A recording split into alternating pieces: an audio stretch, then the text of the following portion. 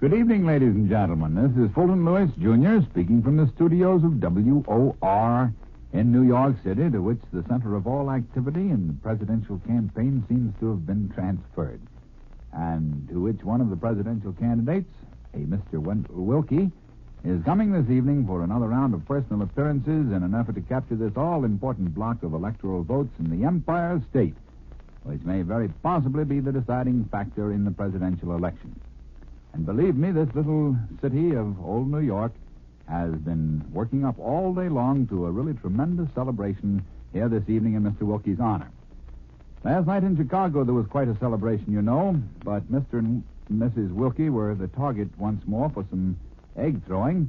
One egg, which was hard-boiled, hit Mr. Wilkie on the head. The other, which was not boiled, unfortunately, hit Mrs. Wilkie on the back and splattered all over her dress. And this time, instead of being the act of small boys, the police in Chicago say it was done by a WPA worker who was arrested at once. Through this afternoon here in New York, airplanes have been operating in the sky overhead, skywriting with white smoke. They wrote in letters almost as big as little old New York itself the words, "Welcome, Wilkie." Thousands of balloons with "Vote for Wilkie" on them were dropped over the city from other airplanes, and altogether it's the sort of celebration that only New York knows how to put on. Well, only New York, except for the possible exception of Philadelphia, which was doing just as good a job today, in spite of the fact that the population is smaller, for President Roosevelt. The president left Washington this morning, had a first reception in Philadelphia early in the afternoon, and then set out on a national defense inspection tour of several plants and factories in nearby New Jersey. Then later he came back to Philadelphia for the really big celebration this evening, with several $1,000s worth of fireworks and a political speech by the president over a coast-to-coast radio hookup this evening. The climax of the fireworks display is to be a gigantic piece, as I understand it, to be blazoned in the sky. But frankly and candidly, that seems to be impossible, and maybe my informant had his facts a little scrambled on it. Anyway, whether it's in the sky or on the ground, it's a fireworks piece that will spell out these words in lights: America needs Roosevelt. Incidentally, in answer to a great many inquiries, there's one little point on which we might as well get it clearing up now once and for all to save you postage stamps. Those inquiries want to know whether the president's trip on this occasion is being paid for by the federal government as a national defense inspection tour, and the answer to that is that it is not. It is being paid for by the Democratic National Committee, and the radio time also is being paid for by the National Committee. Now, in the meantime, the president has had a very good break in the last 24 hours in his campaign fates. Heaven knows he deserved one on the law of averages, because over this past weekend they certainly have been piling up one on top of another for Mr. Wilkie. But this one is for the president, and it's a real break, and it was not expected either. Mr. James A. Farley, who for so long has been an unbending opponent of the third term. Mr. Farley has committed himself many, many times on that score, very frankly. I don't know that he's committed himself openly for quotation in the news columns, but he has been very, very frank about it to most of his friends. For some weeks past, he's been having, quite a struggle with himself as to what he would do about the presidential campaign. With his position and his past connection with the president's other two campaigns, Mr. Farley perhaps is the one person in the country who could not go through the campaign without making any statement at all, because if he were to do that, it would be taken universally as a repudiation of the president. And a great many personal followers of Mr. Farley, who might otherwise vote for the president, might have jumped the fence to the Republican candidate. So here was a case in which there was no middle ground. Mr. Farley either had to come out for Mr. Wilkie openly, or he had to say nothing, in which the result would be just the same, or he had to come out on the president's side. And that's what he did late last night. He did not mention the president by name. Apparently that was more than he felt he could do.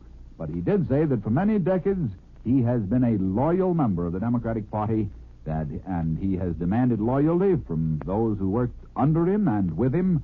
On this occasion, he intends to be loyal himself, and he will vote the straight Democratic ticket, which means, of course, the president at the top of it. There's no argument on any side, but that will have quite a little influence so far as Mr. Farley's followers are concerned. It probably will not bring all of those who have been alienated by the treatment Mr. Farley got in Chicago back into line. Perhaps not even a majority of them. There's no way to tell, because I have found quite a little sentiment around New York here today, stubborn sentiment to the effect that even though Jim Farley is big-hearted enough to put his feelings in his pocket, his followers still are thoroughly angered about it. But by the same token, it will bring back a lot of them. That is conceded all around, and the greater part of that effect, whatever it is, will be right here in New York State, and that is where every vote is needed at the present time.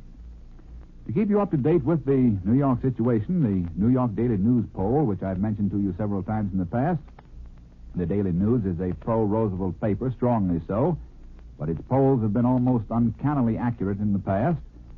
Their policy does not affect the polls, apparently. This poll registered a swing of sentiment in favor of Mr. Wilkie on Monday, which put New York in Mr. Wilkie's column. Yesterday, it showed a very slight additional gain for Mr. Wilkie, 0.2%. Today, it showed a sharp break in which Mr. Wilkie lost about 3/4 of his margin, but he still is ahead by a few tenths of 1%. The betting odds on Mr. Wilkie carrying New York State are still about 6 or 7 to 5 in his favor, although the betting on his winning the entire election is still about 7 to 5 in Mr. Roosevelt's favor. By the way, before I forget it, I have 2 corrections to make while we're still talking about politics. One is on my broadcast of last night while I was talking about Mr. John L. Lewis, who was coming out from Mr. Wilkie in a radio speech over all 3 networks on Friday night.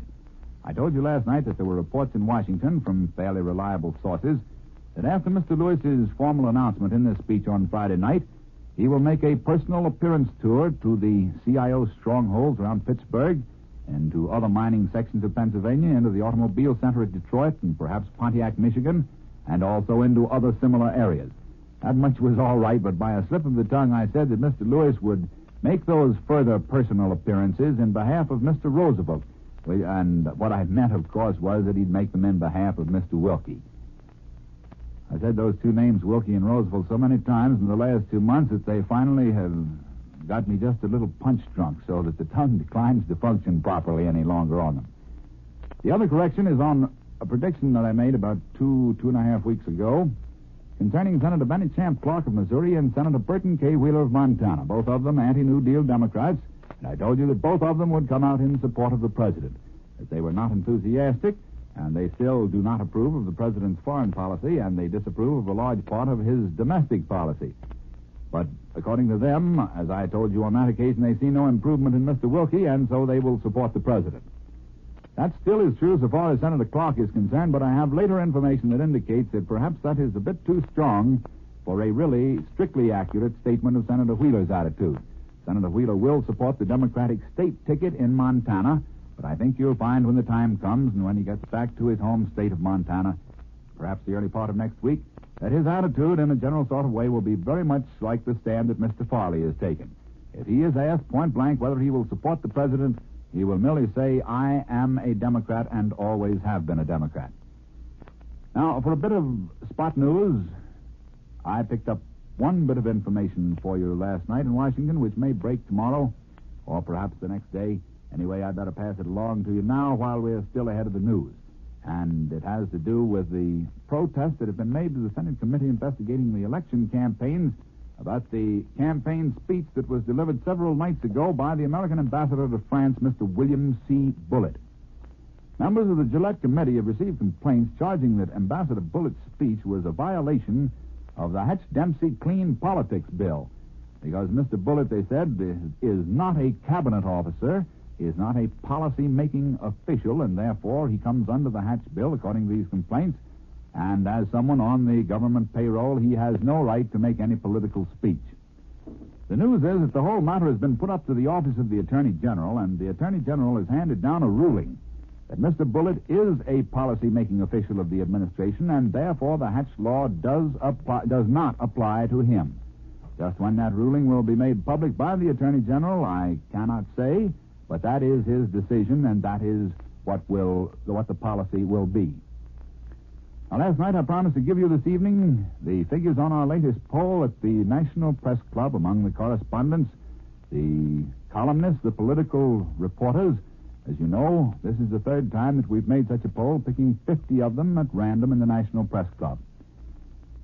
Because I wanted to make this an anonymous poll so as to be sure to get the real personal appraisal of these individual reporters, without any possible fear of their names and their opinions having possibly the possibility of getting back to their employers and their editors, it was obviously impossible for me to keep any list of names. But insofar as is possible, I have tried to pick the same correspondents each time, and I imagine that perhaps 40 of the 50 have been the same through all three of these polls.